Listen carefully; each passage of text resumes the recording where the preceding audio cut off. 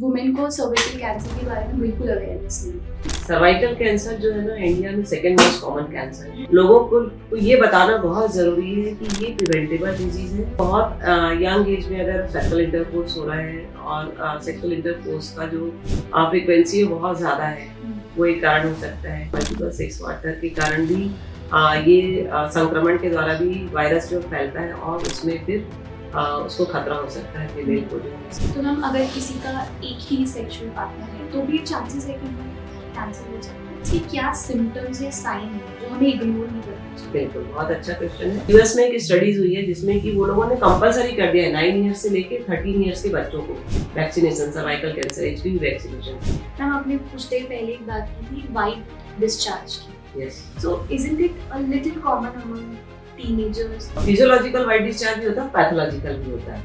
अगर किसी को डिटेक्ट हो गया है कैंसर तो उसका ट्रीटमेंट प्रोसीजर क्या होगा? 2022 में सर्विकल कैंसर के 6.6 लाख केसेस रजिस्टर हुए थे, जिसमें से 3.5 लाख वुमेन ने अपनी जान गंवा दी थी। ये एक ऐसा कैंसर है जिसे प्रिवेंट किया जा सकता है एक वैक्सीन के जरिए, लेकिन अवेयरनेस की कमी के कारण हर साल लाखों जिंदगियां खत्म हो जाती हैं। आज के इस एपिसोड में हम सर्वाइकल कैंसर के सिम्टम्स, कॉज, प्रिवेंशन के बारे में अच्छे से समझेंगे, क्योंकि सही जानकारी और वैक्सीनेशन से ही आप इस कैंसर से प्रिवेंट हो सकते हैं। आज हम डॉक्टर नलिनी मठरिया से मिलेंगे, जो रायपुर की टॉप गायनेकोलॉजिस्ट और इनफर्टिलिटी स्पेशलिस्ट है। इनके 30 इयर्स के रिच एक्सपीरियंस में इन्होंने वुमेन हेल्थ पर काफी काम किया है। डॉक्टर मठरिया, वेलकम टू हर कहानी। नमस्कार। सर्विकल कैंसर के इस स्पेशल एपिसोड में आपका स्वागत है and thank you so much for giving me time on such short notice.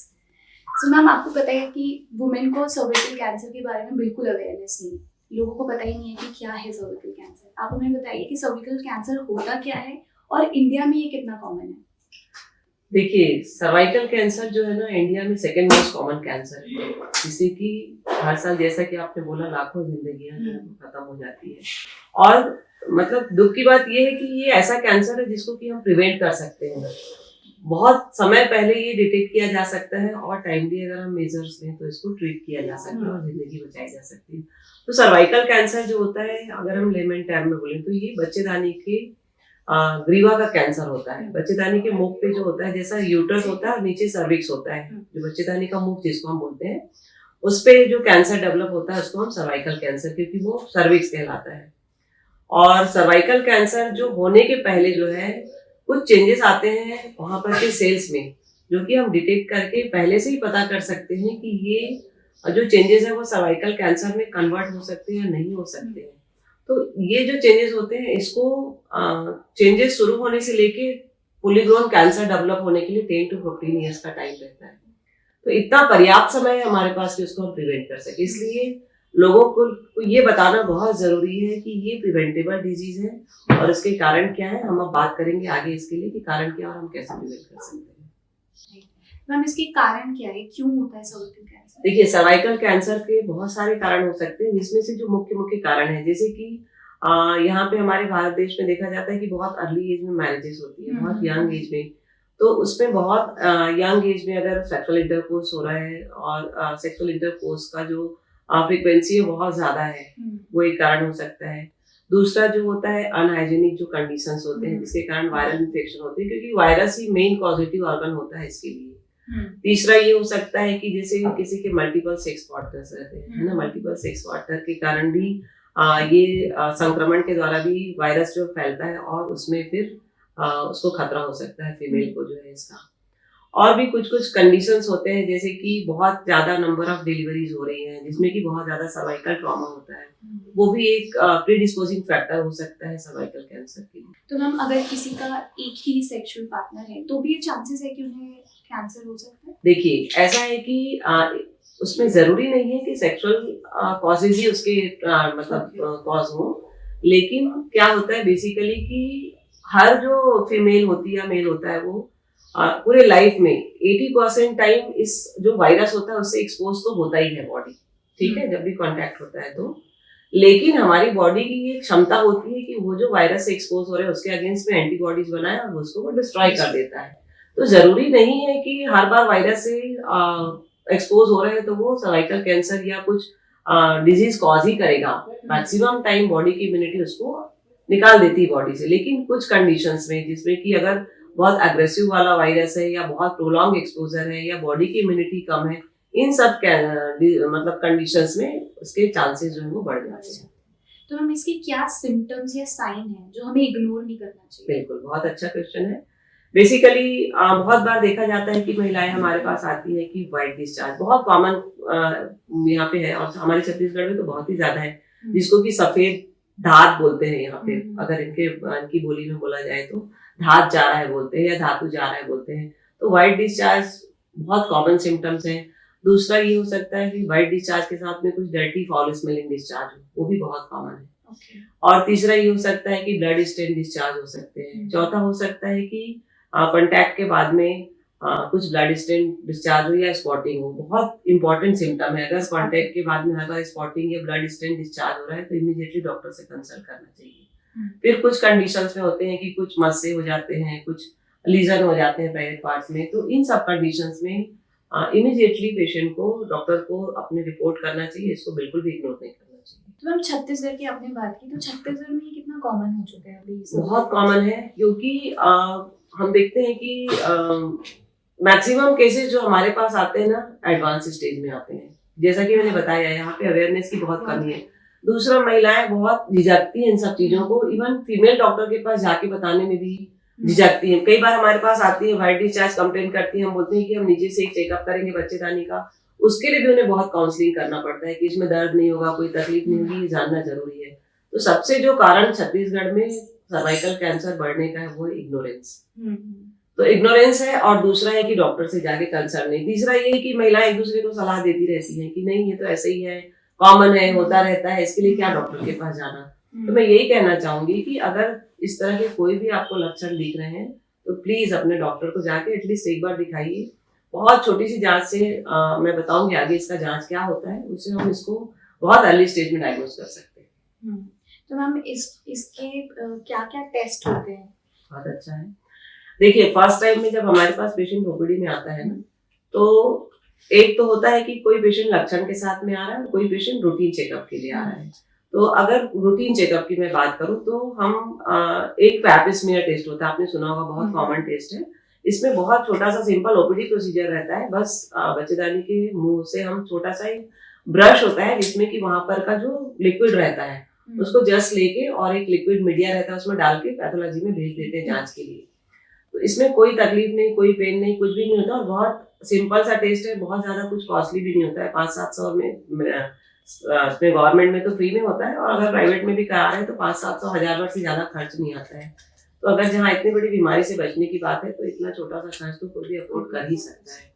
दूसरा ये रहता है कि उसको हम जांच के लिए भेज देते हैं। उसमें अगर किसी प्रकार की अबनॉर्मलिटी है तो फिर हम उसके अकॉर्डिंग ट्रीट करते हैं। अदरवाइज वो नॉर्मल है तो हम ये कहते हैं कि एवरी 3 ईयर में, स्क्रीनिंग टेस्ट है ये, तो एवरी 3 ईयर में हर फीमेल को ये टेस्ट जो है वो कराते रहना चाहिए। अगर इसमें कुछ अबनॉर्मल सेल्स आ रहे हैं या कुछ अबनॉर्मल कुछ ऐसा डायग्नोसिस बन रहा है तो फिर उसको टाइमली ट्रीट करना चाहिए, या एवरी ईयरली उसको हमको स्क्रीनिंग करते रहना चाहिए। जस्ट एक एग्जामिनेशन से ही बहुत सारी चीजें डायग्नोस हो जाती है। सो मतलब एक तो हो गया कि हमें पता हो कि सर्विकल कैंसर होता क्या, दूसरा है कि इसका एक जो छोटा सा टेस्ट है जिसमें ज्यादा आपको परेशानी नहीं झेलनी पड़ेगी, ना फिजिकली ना फाइनेंशियली। तो ये दो ही अगर हम कर लें, और हम अगर वैक्सीन नहीं ले रहे हैं इसकी, तो भी क्या हम इसको अर्ली डिटेक्ट एंड प्रिवेंट कर सकते हैं? बिल्कुल। देखिए, जो वैक्सीनेशन है वो prevention is always better than cure, ये है ना।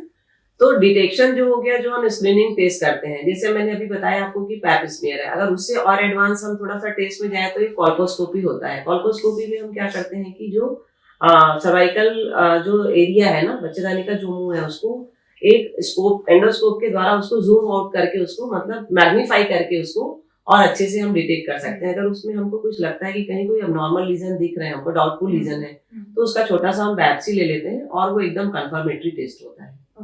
ये भी कोई ओपीडी ही प्रोसीजर है, इसमें भी कहीं कोई भर्ती होने की जरूरत नहीं है, कोई पेन नहीं होता है, लेकिन बहुत अर्ली डायग्नोस हो जाता है।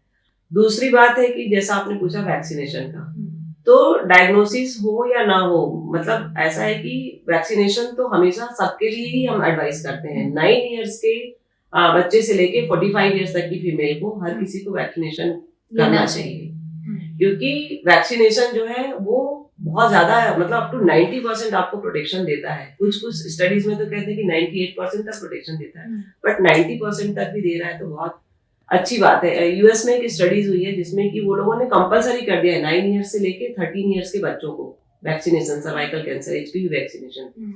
तो उन्होंने देखा कि ये वैक्सीनेशन के बाद में 10 ईयर्स में 90% रिडक्शन हुआ डिजीज में। तो 90% तो ये हमें 9 इयर्स की एज से ले सकते हैं। बिल्कुल। एंड हमारे पास अभी भी टाइम है, अगर जो बिल्कुल। वुमेन इसके बारे में अवेयर नहीं है या जिन्होंने अभी तक वैक्सीन नहीं ली है, वो अभी अगर अंडर 45 है तो वो बिल्कुल ले सकते हैं। बेसिकली इसमें ये कहते हैं कि कोई भी उसको बच्चे को या फीमेल को या मेल को भी इवन हम लोग वैक्सीनेशन के लिए एडवाइस करते हैं before first exposure to sexual intercourse, क्योंकि उस समय तक वो वायरस से एक्सपोज नहीं हुआ है। तो उस समय तक अगर हम लगाते हैं तो इसके बहुत अच्छे रिजल्ट हैं। ऐसा भी नहीं है कि आप बाद में भी लगा सकते हैं, बट पहले लगा ले तो बहुत ही अच्छा है, पर पहले अगर नहीं भी लगाया है, क्योंकि जरूरी नहीं है कि हर बार वायरस से एक्सपोजर हुआ हो या वायरस बॉडी में रहे। तो 9 ईयर से 14 ईयर्स तक जो लगाते हैं उसमें 2 डोजेस रहते हैं, और 15 ईयर से 45 ईयर्स तक लगाते हैं उसमें 3 डोज का शेड्यूल रहता है। मैं आपको बताऊंगी। तो हम ये जो वैक्सीन है उसका नाम है HPV वैक्सीन। एंड अगर मैं रायपुर की बात करूं तो ये हम कहाँ जाके ये वैक्सीन लगवा सकते हैं? ये आप कोई भी हॉस्पिटल में लगा सकते हैं। इवन अभी हम लोगों की कोशिश है कि गवर्नमेंट सेटअप में भी ये वैक्सीनेशन किया जा सके, क्योंकि थोड़ा महंगा इंजेक्शन है। इसलिए अभी जो 24-25 का जो अंतरिम बजट जो पेश हुआ उसमें भी सीतारमण जी ने वो किया है कि हम एक वैक्सीन ड्राइव चलाएंगे। तो देखते हैं गवर्नमेंट की तरफ से भी हमको कुछ उसमें मिल जाए। बट वैक्सीन का क्या है कि ऐसे 2-3 ब्रांड्स हैं इसके, है। तो उसमें अभी तक जो आ रहा था इम्पोर्टेंट था, एक मतलब क्वाड्रुवेलेंट वैक्सीन होता है और एक नैनोवेलेंट वैक्सीन होता है जो कि 9 स्ट्रेन्स के अगेंस्ट में प्रोटेक्ट करता है। क्वाड्रुवेलेंट है वो 2 मेन जो इसके कैंसर के पॉजिटिव वायरस रहते हैं उसके अगेंस्ट, और 2 वार्ड के लिए जो होते हैं उसके अगेंस्ट करता है। तो अभी हमारा स्वदेशी वैक्सीन भी आ गया है, सीरम इंस्टीट्यूट ने इसको भी डेवलप किया है। तो उसकी कॉस्ट जो है वो काफी कम हो गई है, ऑलमोस्ट 50% हो गया है। तो ये जो हमारा स्वदेशी वैक्सीन है उसका एक वैक्सीन का कॉस्ट लगभग 2000 आता है, और अगर 2 लगाना है तो 4000, और 3 लगाना है तो मैक्स टू मैक्स 6000। तो पूरे लाइफ के लिए अगर कैंसर से प्रोटेक्शन मिल रहा है, सर्वाइकल कैंसर से, तो 6000 मुझे लगता है कि बहुत बड़ा कॉस्ट नहीं। एग्जैक्टली। तो मैम ये जो जैसे मैं 28 इयर्स की हूँ एंड मुझे तो अभी ही पता चला है सर्वाइकल कैंसर के बारे में, सो डेफिनेटली मुझे वैक्सीनेशन नहीं मिली है। अब मुझे लगाना है और मुझे 3 लगाने पड़ेंगे, तो ये कितने मंथ्स के गैप में होता है? उसमें ऐसा रहता है कि जैसा फर्स्ट डोज अभी लगा लिया, सेकेंड डोज 2 मंथ्स के बाद में, और थर्ड डोज है फर्स्ट डोज से 6 मंथ्स के अंदर। मतलब 6 मंथ्स के अंदर में आपका इम्यूनाइजेशन वो वैक्सीनेशन जो है वो शेड्यूल पूरा हो जाना चाहिए। इन केस अगर थोड़ा सा लेट हो गया तो भी आप विद इन 1 ईयर इसको आपको कंप्लीट कर लेना चाहिए, बट 6 मंथ्स के उसमें टाइम स्पैन में अगर हो जाए तो बेस्ट है। एंड ये हम कहीं पे भी जाके लगवा सकते हैं, हमें स्पेशली किसी गायनेक के थ्रू ही करवाने की जरूरत? मोस्टली यूजुअली जाना चाहिए गायनेक के पास में, बट आपके फैमिली फिजिशियन है उनके पास भी आप वैक्सीनेशन करा सकते हैं। एंड मैम अगर आपको आइडिया बता सकते हैं कि जो हमारा इम्पोर्टेड वैक्सीन है उसकी कॉस्ट कितनी पड़ती है? उसकी लगभग पहले वो 3200-3300 में आ रहा था, अभी वो 3800-3900 एग्जैक्टली तो मुझे याद नहीं है, बट मतलब 3.5 से 4 के बीच का है वो। और जो नैनोवेलेंट जो मैंने बताया जो कि वाइड रेंज है जिसका प्रोटेक्शन का, उसकी कॉस्ट 9000। तो मैम क्या आइडियल है लगाना नैनोवेलेंट वाला? देखो अगर अफोर्डेबल है बहुत कुछ, सबसे बेस्ट अगर मैं जाना चाहे तो best ideally nonavalent is the best. Otherwise जो क्वाड्रुवेलेंट वैक्सीन है that is also sufficient. So ma'am for example मैंने वैक्सीन ले ली है and I am married now, तो अब क्या मुझे कितने ईयर में स्क्रीनिंग करनी चाहिए इस कैंसर की? इवन 30 इयर्स के ऑनवर्ड्स हम स्क्रीनिंग चालू कर रहे हैं, तो every 3 yearly. Yes, findings normal है तो यस एवरी 3 ईयरली। अगर कुछ उसमें अबनॉर्मल फाइंडिंग्स हैं, कुछ ज्यादा गड़बड़ दिख रहा है, तो या तो उसको हम टाइमली ट्रीट करें, अदरवाइज हम ईयरली फिर उसको स्क्रीनिंग के लिए। ओके मैम, आपने कुछ देर पहले एक बात की थी वाइट डिस्चार्ज की। Yes. So isn't it a little common among teenagers की वाइट डिस्चार्ज होता है? लाइक बहुत रेगुलर नहीं but once in a while ये डिस्चार्ज होता है? देखो वाइट डिस्चार्ज जो है बहुत वेग टर्म है, ठीक है। बहुत सारी गर्ल्स हमारे पास भी आती है कि वाइट डिस्चार्ज होता है, वाइट डिस्चार्ज, बट मैं एक चीज बताऊं कि जो फिजियोलॉजिकल व्हाइट डिस्चार्ज भी होता है, पैथोलॉजिकल भी होता है। तो जरूरी नहीं है कि व्हाइट डिस्चार्ज हो रहा है मतलब हमेशा वो कुछ गड़बड़ है या उसको ट्रीटमेंट की जरूरत है। जैसे कि प्री मेंस्ट्रुअल पीरियड होने वाला है गर्ल को किसी को, उसके पहले थोड़े से हार्मोनल चेंजेस के कारण से डिस्चार्ज बढ़ जाता है, that is common, that is physiological. वैसे ही एक पीरियड का जो मेंस्ट्रुअल साइकिल का जो बीच का टाइम रहता है 14, 15, 17 डेज के जो टाइम, जिस टाइम पे ओवुलेशन होता है, तो उस टाइम पे भी म्यूकॉइड डिस्चार्ज जो है वो सर्वाइकल डिस्चार्ज थोड़ा सा इंक्रीज होता है, दैट इज ऑल्सो फिजियोलॉजिकल। क्योंकि हमारा बॉडी का सिस्टम ऐसा बना हुआ है कि जैसे जैसे हार्मोनल चेंजेस होते हैं पूरे 28 to 30 डेज में, उसके अकॉर्डिंग थोड़े बहुत चेंजेस हमारे सिस्टम में होते हैं। और एक जो होता है पीरियड खत्म होने के बाद में 5-7 दिन के बाद में थोड़े बहुत डिस्चार्ज की मात्रा ज्यादा रहती है बाकी साइकिल की तुलना में। तो ये 3 समय जो रहता है ये डिस्चार्ज होता है, और बहुत ज्यादा अगर डिस्चार्ज नहीं, बहुत कॉपियस डिस्चार्ज नहीं है तो इसमें कुछ भी करने की जरूरत नहीं है। हाँ, अगर इसमें डिस्चार्ज ज्यादा हो रहा है, अगर किसी प्रकार का कोई फॉल स्मेल आ रहा है, कभी कोई ब्लड स्टेन डिस्चार्ज आ गया, या और भी कोई अबनॉर्मलिटी लग रही है, तो फिर जरूर एक बार डॉक्टर से कंसल्ट करना चाहिए। वही है सबसे इम्पोर्टेंट, जो सबसे शुरू में आपने बोला कि एक जो अवेयरनेस है, हमें इन जनरल भी जैसे हमारे पास आते हैं हॉस्पिटल में तो हम काउंसलिंग करते हैं, इवन गर्ल्स को भी वैक्सीनेशन के लिए, तो हम सबको, इवन हमने अपनी बच्चियों को भी वैक्सीनेशन लगाया है। दूसरा, ये जरूरी नहीं है कि वैक्सीनेशन हम केवल फीमेल को करें, लड़कों को भी हम वैक्सीनेशन एडवाइस कर रहे हैं, 2 डोजेस उनको भी, क्योंकि जो एचपीवी वायरस है वो उनमें भी कुछ डिजीजेस कॉज करता है, जैसे वॉर्ट होता है, जैसे मस्से होते हैं, एनल कैंसर होता है, कई बार हेड नेक का कैंसर, ओरल कैंसर, ये भी एचपीवी जो है उसका पॉजिटिव ऑर्गन है। तो केवल गर्ल्स को नहीं, बॉयज को भी वैक्सीनेशन करना जरूरी है, पहली चीज।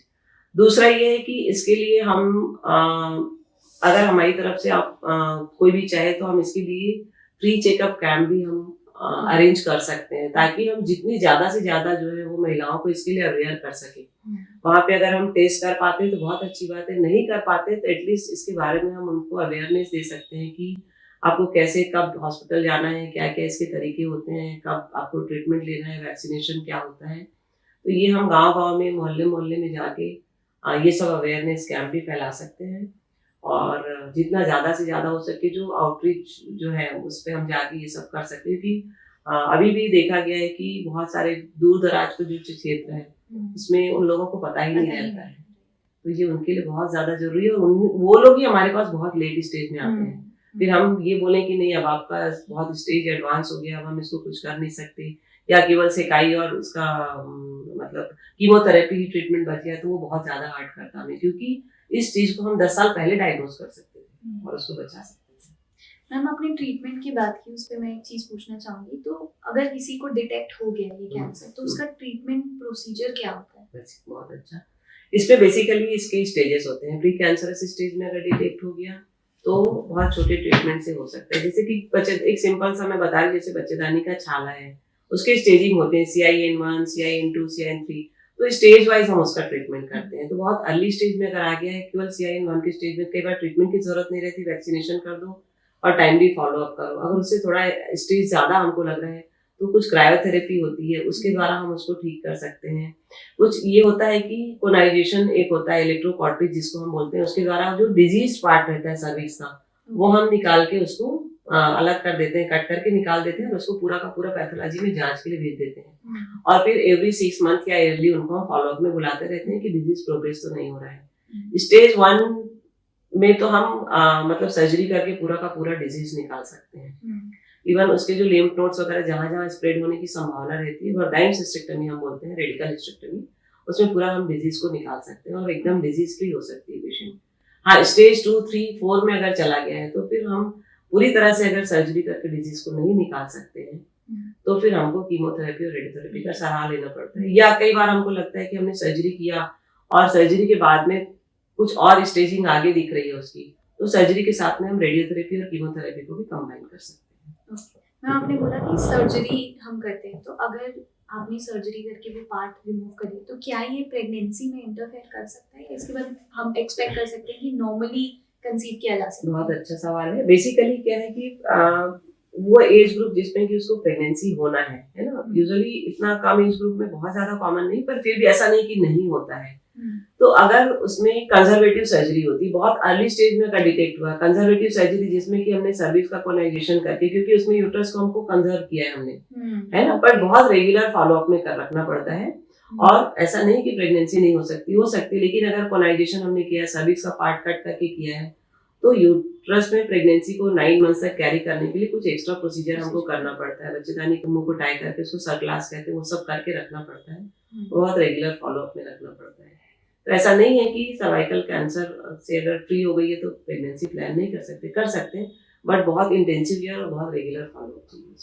तो इसमें बहुत ज़रूरी है कि वुमेन कंप्लीटली अवेयर हो कि ये कैंसर क्या क्या कॉन्सिक्वेंसेस दे सकते हैं, स्पेशली अगर आप उस स्टेज में हो जहाँ पे आपको प्रेगनेंसी प्लान। महिलाएं हमारे पास आती हैं ओपीडी में, तो हम उनको बताते हैं कि अपने बच्चों को कैसे अवेयर करना है, अपने बच्चों को कैसे वैक्सीनेट करना है, क्योंकि बाकी वैक्सीन तो सब अपने बच्चों को लगवाते हैं, लेकिन इस वैक्सीन के बारे में किसी को पता नहीं है। और ये इतना इम्पोर्टेंट वैक्सीन है कि इतनी बड़ी बीमारी से अगर ये बचा सकता है। थैंक यू सो मच, आपने हमें बहुत अच्छा एक ओवरऑल बहुत इजी शब्दों में समझा दिया कि सर्विकल कैंसर क्या होता है, हम इसे कैसे प्रिवेंट करें।